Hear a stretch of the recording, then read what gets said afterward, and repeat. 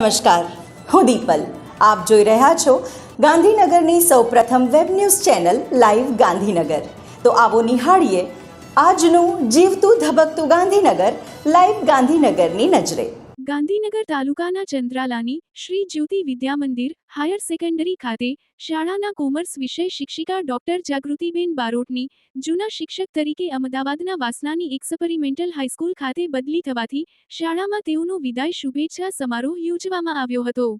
આ પ્રસંગે શ્રી જ્યોતિ કેળવણી મંડળના સર્વે હોદ્દેદારશ્રીઓ, ગામના સરપંચશ્રી, શાળાના પૂર્વ આચાર્યશ્રીઓ, પૂર્વ શિક્ષકો, પૂર્વ વિદ્યાર્થીઓ, પ્રાથમિક શાળા તેમજ ઉમા સંસ્કાર તીર્થના સ્ટાફ ગણી ઉપસ્થિત રહી બેનશ્રીનું સન્માન કરી ભાવભીની વિદાય આપી હતી. કાર્યક્રમનું સંચાલન પી.એન. પટેલ તથા કે ડોડિયાએ કર્યું હતું. કાર્યક્રમને સફળ બનાવવા શાળાના આચાર્ય શ્રી આર.પી. પટેલ, સ્ટાફગણ તથા વિદ્યાર્થીઓએ ભારે જહેમત ઉઠાવી હતી.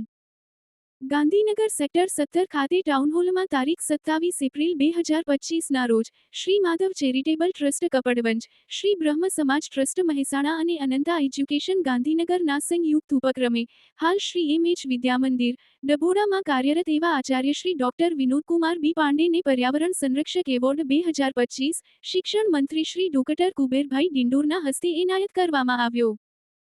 Gandhinagar home landmark school GSEB ખાતે તારીખ 26 એપ્રિલ 2025ના રોજ સિનિયર કેજીના નાનકડા વિદ્યાર્થીઓ માટે ગ્રેજ્યુએશન ડેની ઉજવણી ઉજવવામાં આવી હતી. નાના બાળકો માટે આ દિવસ ખાસ મહત્વનો રહ્યો કારણ કે તેમણે પ્રી પ્રાઇમરીમાંથી પ્રાથમિક શાળાના સ્તરે પ્રવેશ મેળવવાનું પ્રથમ સન્માન મેળવ્યું. કાર્યક્રમની શરૂઆત માતૃશક્તિ પ્રત્યે કૃતજ્ઞતા વ્યક્ત કરતા દીપ પ્રજ્વલન દ્વારા કરવામાં આવી હતી. વિદ્યાર્થીઓએ રંગીન પોશાકમાં સુંદર પરફોર્મન્સ આપીને સૌને મંત્રમુગ્ધ કરી દીધા.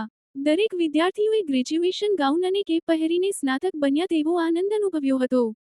પ્રિન્સિપાલ દ્વારા બાળકોને શાળા જીવનના નવા અધ્યાય માટે શુભેચ્છાઓ પાઠવવામાં આવી. બાળકોના પેરેન્ટ્સે પણ કાર્યક્રમમાં મોટી સંખ્યામાં હાજરી આપી અને બાળકોએ લીધેલા આગળના પગલાંના માટે આનંદ વ્યક્ત કર્યો. આ ઉજવણી બાળકોમાં આત્મવિશ્વાસ જાગૃત કરવાનો અને તેમના ભવિષ્ય માટે મજબૂત પાયો બેસાડવાનો શ્રેષ્ઠ પ્રયાસ રહ્યો. તો દર્શક મિત્રો, આપે અનુભવ્યો ગાંધીનગરનો ધબકાર.